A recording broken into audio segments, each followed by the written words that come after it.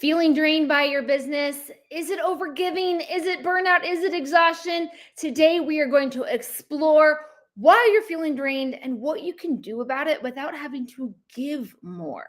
Hey everyone, this is Acacia Thornton, the CEO, legal coach, longtime business advisor, and attorney, here to answer your questions live while also telling you real client stories. Like, what is everyone dealing with out there and what we're doing to solve it?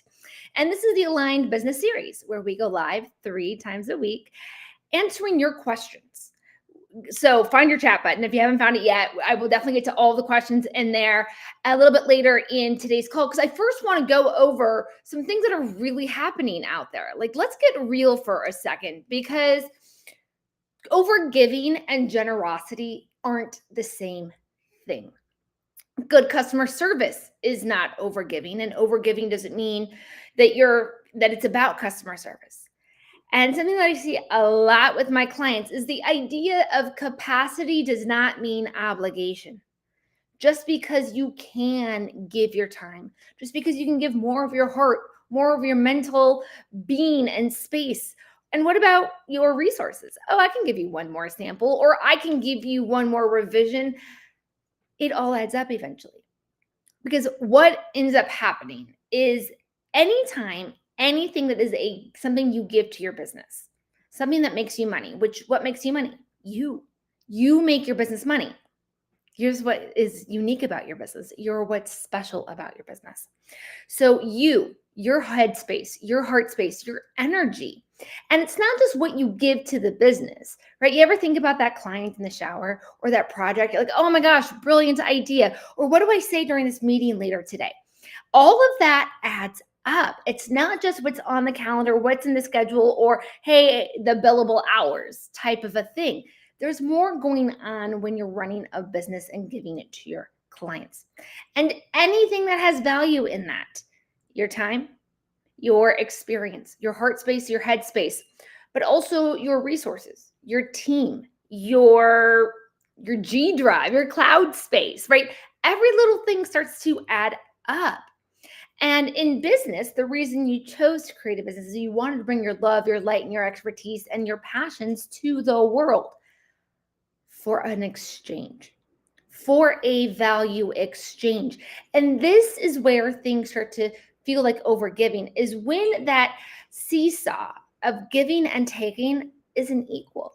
It isn't balanced. You're overgiving without getting in response. So I'm going to show you in a little bit later today, while we're doing that live Q&A, to also, and today hey, April, how are you? It's good to see you. You too, Emily. Hi. See you all in there. Yes. Welcome. Yeah, we're talking about feeling drained in your business, because it's something that happens with everybody, right? No matter how expertise you are. Some of the world's biggest CEOs end up feeling exhausted and drained because. And so what can you do when you're a small business owner, new business owner, solopreneur? You carry so many different hats, and you're doing so many different things. You're also trying to build them. So what can you do? We do with so many of our other systems and processes that when we're, okay, here's the process that's the most efficient and most effective. But what about your efficiency, your effectiveness, what you can give? Setting up a system that is operational for boundaries and where the give and take is. And part of that is not just identifying you, which we'll get into it here in a second, but also identifying the client's asks. What things are those clients always asking for? What things could they ask for? Where could miscommunication happen? So I'll tell you a client story right here, right now. A consulting client, long-time consultants. Gosh, their company had actually been in business for over 100 years. That is how long they had been in business. And their new client came to them, they loved our expertise. We're doing this for the first time. We want you, consulting company, your expertise, your insight, come help us build this, do this the right way. And so my client was like, yep, here's the contract, here's the milestones, here's everything we're going to deliver along that.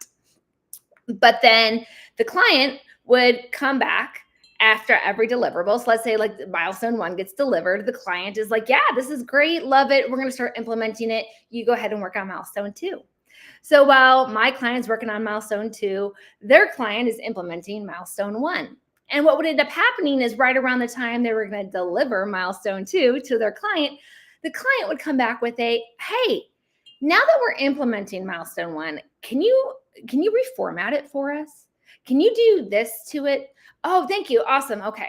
Then now that they're doing that, then milestone 2 would be delivered. Everyone's good. Everyone's moving forward. But then the client would now be, oh, now the other team needs to fix milestone 1 to be this way. I know you're on milestone 3, but we also need milestone 2 to look like, right? Do you see how this is like, where's the target? Where's done at? And what ended up happening is this whole situation kept going on like this. It's supposed to be about a 2 to 3 month project. That's what my client had billed it at, priced it at, and planned their business planning and other client projects around, only for this to end up going closer to 6 months. And this is when they came to me. They're like, Acacia, we can't get this thing done. We've literally had to say no to other clients because we have to keep giving to this client. And what was wrong from the beginning, right? What went wrong here is everyone thought they had communicated. That's the thing about so many times we feel we have said, here's the milestones, here's the deadlines, here's the deliverables, here's the pricing, the value exchange for this. But then the client also feels they've communicated. We want handholding. We want your expertise. We want these customized as we implement them for the first time. Both sides thought they had said everything that needed to be said. Both sides thought they put everything into the contract that needed to be there. Yet this was happening. Time was dragging on. More asks, more confusion. Nobody got to done. And my client needed to get to done because they were saying no to other business. They were not prepared for this. They were expending time, resources, headspace, heart space, and more. So this is an example where they felt drained and had to overgive, trying to get their client to understand what done looked like. But the client had a different definition of done. So, and I've had other like design clients that do this when if you're a business coach and you're helping somebody build a business, at what point are you done? Is it when you've given the 12 calls, 12 weeks of calls? Is that done? Or is it when you get them to a certain point? You and your client could have different ideas of what is done. So that's one area where we start to feel drained by the business. And what ends up happening here, once you find yourself in these types of scenarios, while you're drained, while you're exhausted, while you're stressed and overworked, while you're trying to figure it out, now you've got to come up with the words, the communication, the inner strength to set the boundary, to hold the boundary. It's not the best time for you to be doing those things. The best time to be doing that was back when you felt 100% you, 100% everything you have to bring. But also when your client is open to saying yes. And that's one of the things that I think a lot of business owners misunderstand about the idea of setting boundaries. Your decision as your job as a business owner is only to decide what boundaries you want and where you want them. It is not your job to communicate them. It is not your job to hold them. It is not your job to decide mid-project. This is your business. You set those boundaries early. So what I started to do with that consulting client to get them to this place is we did two things. One, to get them through what they were going through right now. And then two, to make sure it never happened to them again, right? They had lawyers on their team. They have expert contracts, and yet this basic thing was missing because they never had been told it could be this easy. So the first thing we looked at is, what can we do to say done is done, right? We look to that. That's called an acceptance clause. An acceptance clause communicates in your agreements, done is done when this happens, not delivery. So many people are like, well, I delivered it. Well, if your client can come back and ask for a revision, even if 2 revisions are included, done is not done yet, right? We need to say exactly when done is done every single step of the way and at the end of the project. Then we also need to outline what happens anytime there is what's called scope creep. When the scope of services slowly creeps, right? It's not unreasonable for a client to come back and be like, hey, we loved it in this format. Can we just get it a little bit adjusted?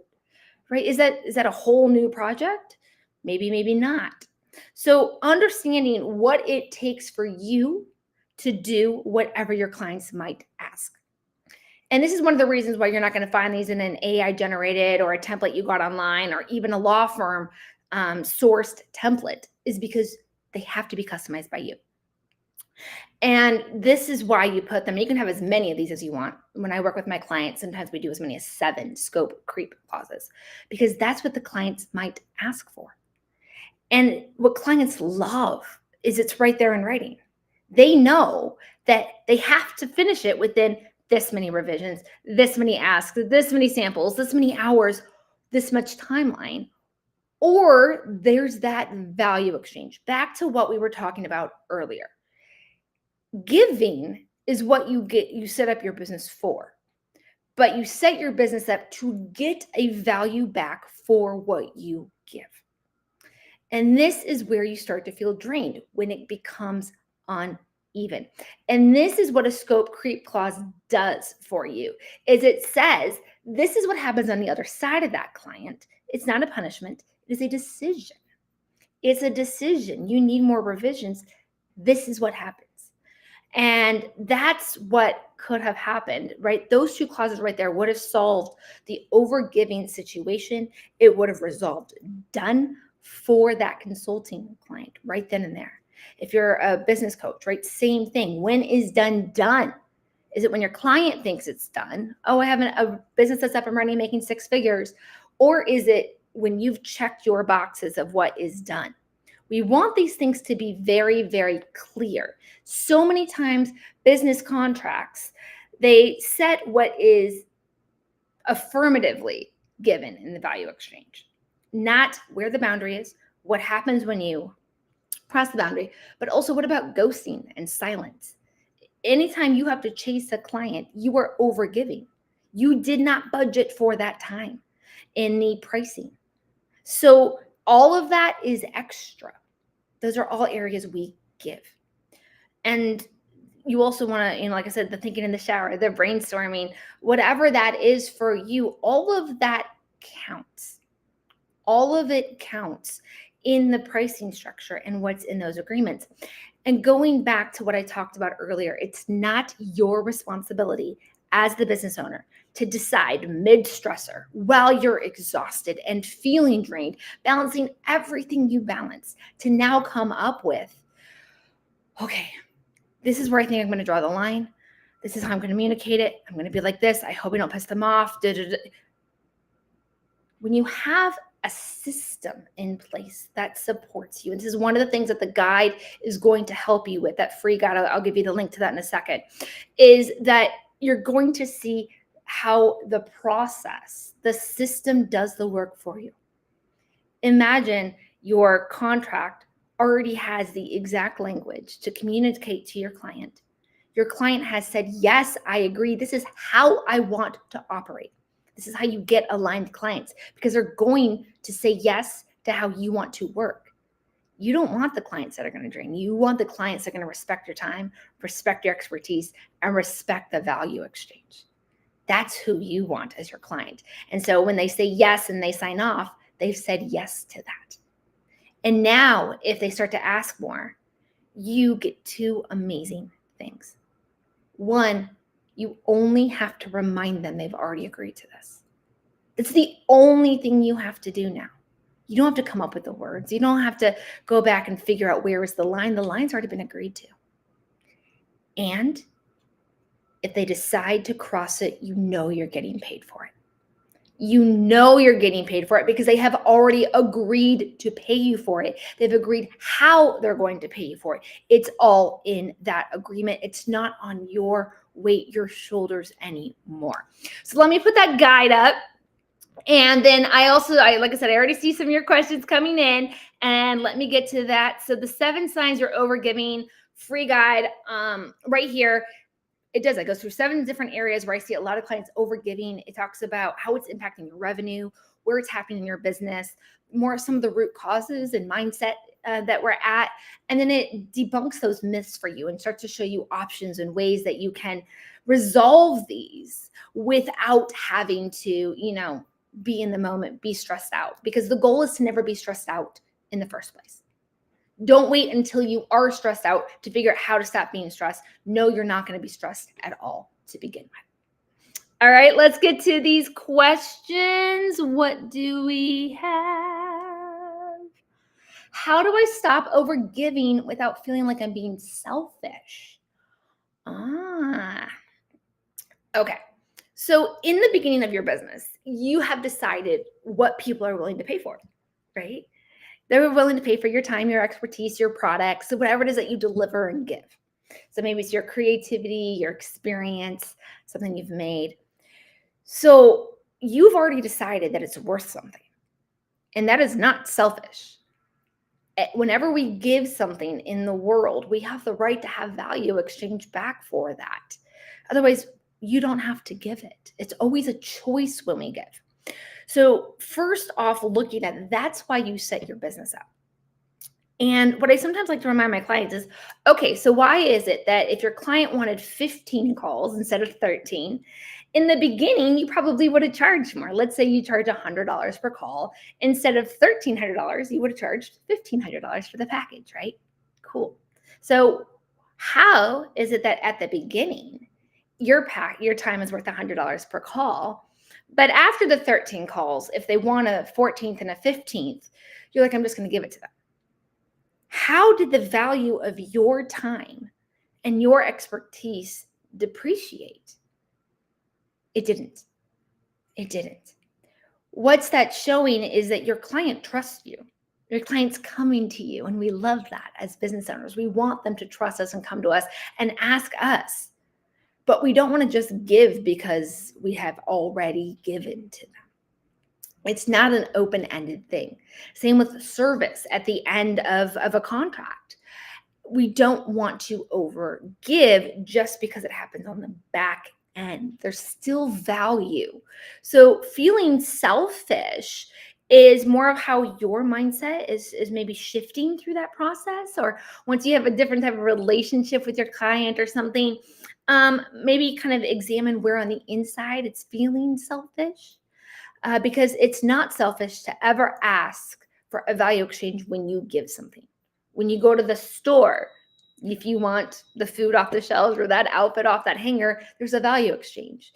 If you go to spa services, if you order something online, there's a value exchange. There's nothing selfish about asking for the value of your expertise and your uniqueness.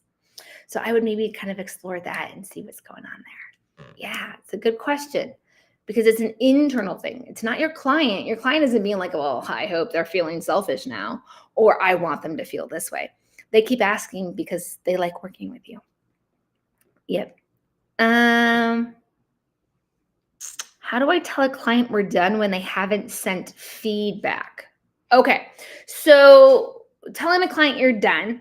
This is another way, an acceptance clause in your agreement. Acceptance clauses, when they're written correctly, will account for a ghosting. You need to know when your projects are done. You can't plan a budget. You can't plan your calendar. You can't bring on new clients. If every project can bleed into Q4, even though you sign them up in Q1, that's not manageable. That's a stressor. That's definitely feeling drained by your business, all right?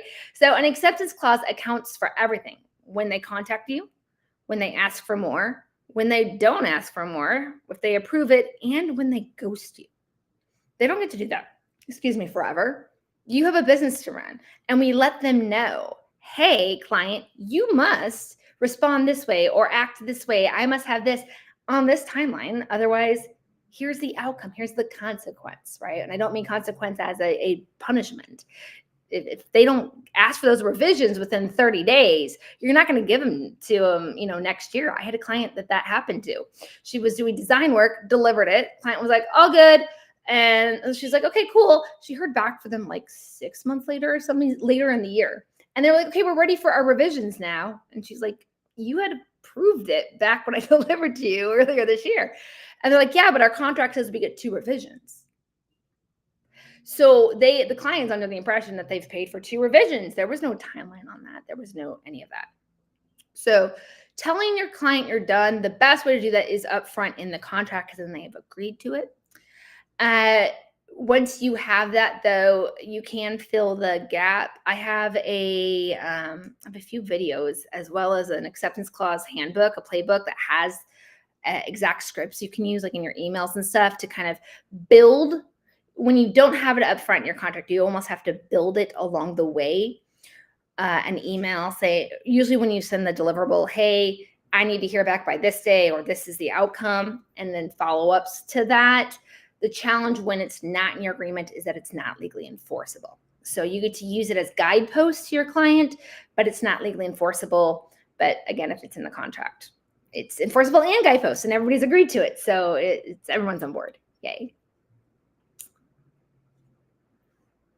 What if the client pushes back? Okay, so let's look at this in 2 different time points, right?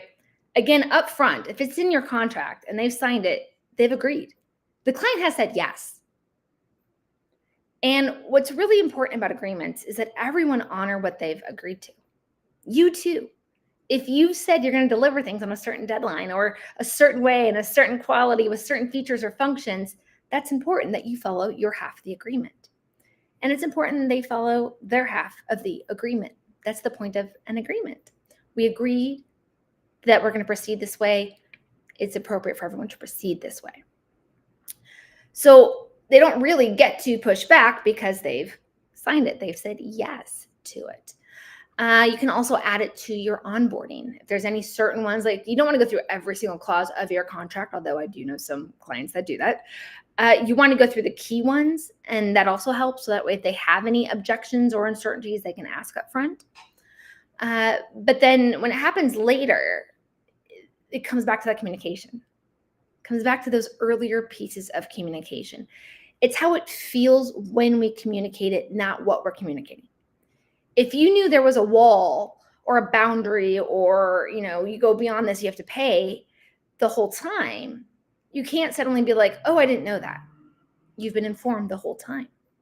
But if they hadn't been informed the whole time, if it wasn't in the agreement, you've never said anything, and now you're like, oh, that costs more. Well, that feels different. Even though it's the same outcome, it feels different to the client.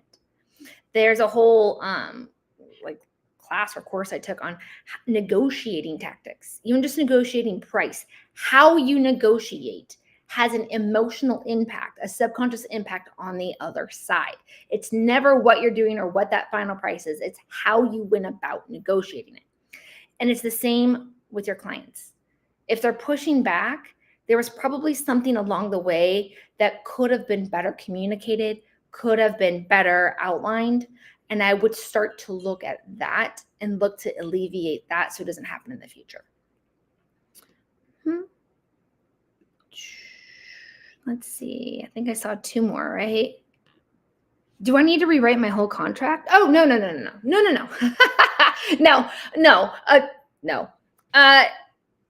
This is one of the areas. So I'm a big believer in customized contracts as a whole. Your whole contract should eventually be customized, but we don't all have the resources to do that right up front. Okay. So do realize there is an ROI. There is a reason every medium and large and big company out there has a custom contract, not something they got off of AI, not the random template from a law firm. They have a customized contract because they get more money. There is an ROI to your revenue for having a customized contract. But not everybody starts their business or in their first few years. You're not always ready for that ROI, right? There's that upfront investment. So what you can do is update the parts about the boundaries. When it comes, and so the guide will walk you through this as well. It'll give you the 3 key areas. But when it comes to boundaries, it's usually your acceptance clause, scope creep clause. I also call one the anti-ghosting clause. And then just sort of the client give and take. What do you need from them when? These are things that you probably don't have in your templates because they do require customization. But you don't have to re-customize the whole contract. You can just put these in. And you don't need a lawyer for these. These are actually part of the value exchange. So just like you don't need a lawyer when you're setting your price or your product exchange and so on, these are part of the value exchange. So you as a business owner and leader can do this. You don't need a lawyer. So no, you don't need to redo the whole contract. I do recommend that as you grow your business, you start to customize those other areas, looking at your verticals, looking at your indemnification, your insurance, and all those things. But for now, let's just work on the areas that focus on your boundaries, because your sanity and your energy are needed for you to ever scale and grow your business and be successful. Yeah. So the guide will definitely have a great structure and outline for you on that. Yeah. All right. One more question, right? Is that what I saw? One more question. Can I charge extra for revisions if I didn't put it in writing? Ooh, okay. First off, go look at what is in writing. Is there some level of heads up that if they need more, there is a charge? Or, hey, this is only what's included. You want to see if there was ever a boundary in there and kind of work your communication from that foundation. Because nobody wants to be charged for something that they don't see coming. If they think it's like the consulting story I told you earlier, right? That client, that customer thought all these little customizations as they implemented it were included. And they weren't wrong for thinking that. They told the consulting company they expected handholding because this was their first time.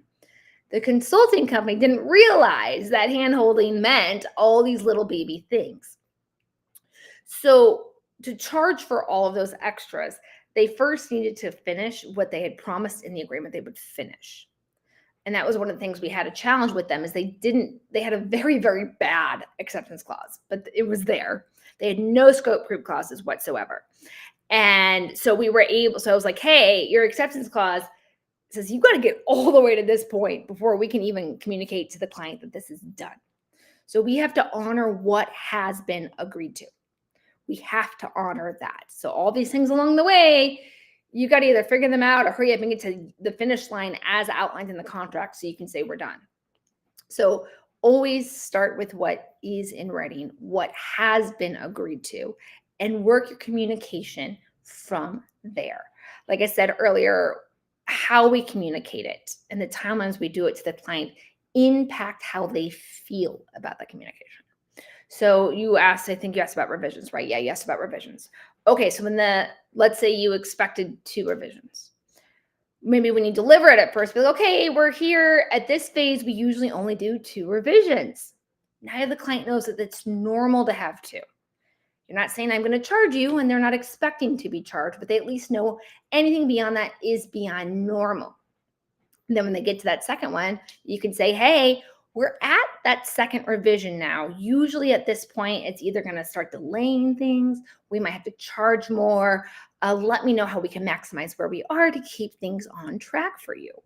Right. So do you see how we're kind of laying those pieces, the foundations to move you forward?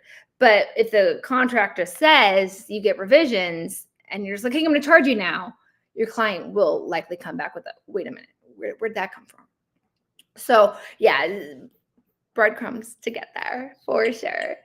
All right. Also, don't forget to grab that guide, 7 guides, you're overgiving in your business. It will help you do like an internal audit, find those things that are happening to you, how they're impacting your revenue, and then what you can do to communicate, to stop, to get these boundaries set up as part of your systematic processes, not something you have to come up with while you're stressed and overworked. And now I got to come up with the words and I got to set the. Don't be chasing your tail when you're already stressed out. Find a way to make this easier on you. You deserve it. You work hard. You bring great things to your clients. And I look forward to seeing you all tomorrow as we continue to build on this. Boundaries, but this time, how they're going to make you more revenue.